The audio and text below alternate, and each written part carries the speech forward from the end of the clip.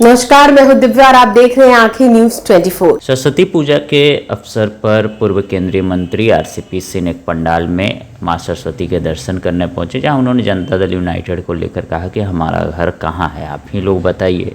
कहीं ना कहीं उनके बयान से साफ तौर पर समझा जा सकता है कि वो जदयू में फिर से घर वापसी करने वाले हैं। वहीं जदयू के वरिष्ठ नेता व केंद्रीय मंत्री ललन सिंह के द्वारा आरसीपी सिंह और प्रशांत किशोर के विरोध पर आरसीपी सिंह ने कहा कि जो आज विरोध कर रहे हैं उनको माता सरस्वती बुद्धि दे, और उन्होंने क्या कुछ कहा है सुनिए इस वीडियो में।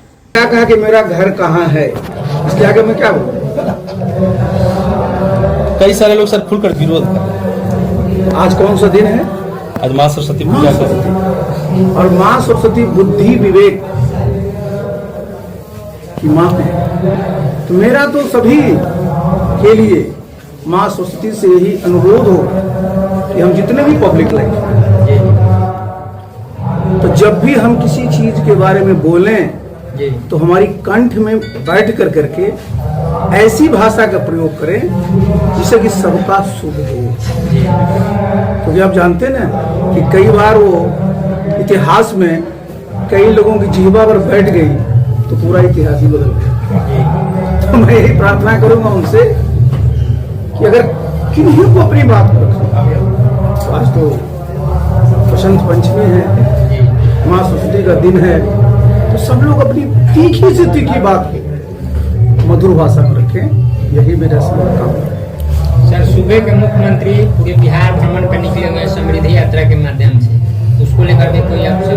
देखिए, एक बात मैं बता, मैं तो नीतीश बाबू से 25 वर्षों से संबंधित रहा हूँ। 40 वर्ष का जब मैं था तब उससे उनके साथ रहा। 65 साल तक तो मैं बिल्कुल 65 वर्ष जब मेरा हुआ तब तक मैं रहा। और अगर देखिएगा उनका जो एक काम करने का शुरू से तरीका रहा है, तो उनकी हमेशा सोच रही है कि भाई हम जब कोई भी निर्णय लें, हम कोई नीति बनाएं, तो जमीनी स्तर पर क्या स्थिति है उसके परिप्रेक्ष्य में भी हमारी कोई नीति बने। तो आप देखिएगा कि हमेशा उनके अलग अलग नाम से लिखिएगा तो पूरी किताब लिखा जाएगी, इतनी यात्राएं होंगी। इस यात्रा से होता क्या है ना कि जब आप फील्ड में जाते हैं तो बहुत सारी चीजों की जानकारी फर्स्ट हैंड मिलती है, और जब फर्स्ट हैंड जानकारी मिलती है तो उसमें किसी प्रकार की भी नीति बनाने में सहूलियत होती है। और जनता चाहती क्या है? जनता तो यही नहीं चाहती है कि बिहार में सुखी हो,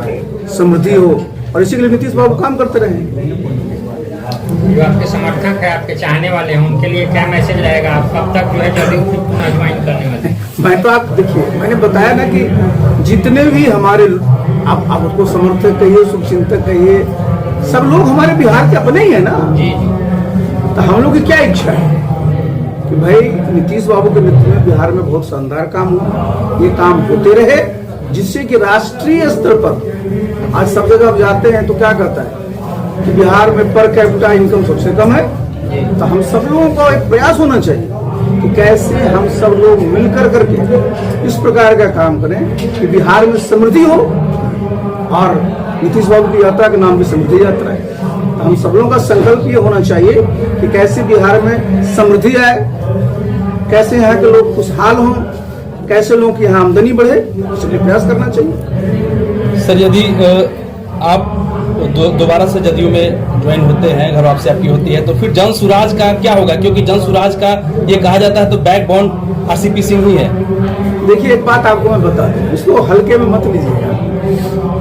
लेकिन आपने जन सुराज का नाम लिया, प्रशांत किशोर, कई बार आप मीडिया में चलाते रहते हैं निशांत, तो निशांत प्रशांत, और मैं आपके सामने हूँ, और नीतीश बाबू, ये पहेली मैं आपके सामने रख रहा हूँ। विचारों में हम लोगों में क्या ये टूटता है आपको पता है? हम लोग चारों लोग साइंस कॉलेज के विद्यार्थी रहे। क्या बात है। नीतीश बाबू सबसे सीनियर है, वो 60 के दशक में रहे। उसके बाद मैं था, मैं 70 के दशक में रहा। प्रशांत जी 80 के दशक में रहे, निशांत 90 के दशक में रहे। देखिए, आप जन सुराज में आप बात कर रहे हैं, जितने लोगों का जन सुराज में कौन लोग? आखिर प्रशांत जी भी कहाँ थे? यही थे ना। नीतीश बाबू के घर में साल भर रह करके 2015 में काम किया। तो देखिए, मैंने क्या आपको शुरू में ही कहा कि हम सब लोग क्या चाहते हैं कि बिहार में कैसे खुशहाली आए, कैसे समृद्धि आए। आंखें न्यूज़ 24 देखते रहिए, 24 आवर्स देखते रहिए और दुनिया की अच्छी और सच्ची खबरों से अवगत होते रहिए। आंखें न्यूज़ 24 कभी नहीं करेगा आपको बोर। अगर आपने अभी तक हमारे चैनल को सब्सक्राइब नहीं किया है तो हमारे चैनल को जल्द से जल्द सब्सक्राइब करें, लाइक करें, शेयर करें। राजधानी पटना में कई वर्षों से शिक्षा में उत्कृष्ट योगदान दे रहा है Lohia Nagar Mount Carmel high school Kankarbagh Patna, जहां नर्सरी से कक्षा 12वीं तक की होती है पढ़ाई। 10वीं और 12वीं बोर्ड परीक्षा में 100% अंक का रिकॉर्ड। एक ऐसा स्कूल जहां पठन पाठन के साथ साथ बच्चों के संपूर्ण विकास का रखा जाता है ख्याल। खेलकूद, सांस्कृतिक गतिविधि, मैथ ओलंपियाड, साइंस ओलंपियाड और बहुत कुछ। आज ही कराए नामांकन की प्रक्रिया जारी है। संपर्क करें DS/16 Gayatri Mandir road, housing board colony east, Indira Nagar, Kankarbagh, Lohia Nagar, Patna. हमारा पिन कोड है 800020। पटना में कई वर्षों से शिक्षा में अहम योगदान दे रहा है Gyansthali high school Alamganj Patna city, जहां 10वीं और 12वीं की बोर्ड परीक्षाओं में 100% अंक प्राप्त कर रहे हैं बच्चे। एक ऐसा स्कूल जहां न केवल होती है पढ़ाई बल्कि साथ ही साथ होती है कल्चरल एक्टिविटी, स्पोर्ट्स एक्टिविटी से जुड़े गेम्स, मैथ ओलंपियाड से लेकर साइंस ओलंपियाड, जहां बच्चों के लिए स्कूल कैंपस अत्याधुनिक सुविधाओं से लैस, छोटे बच्चों के लिए वाहन और ट्रांसपोर्ट की विशेष सुविधा।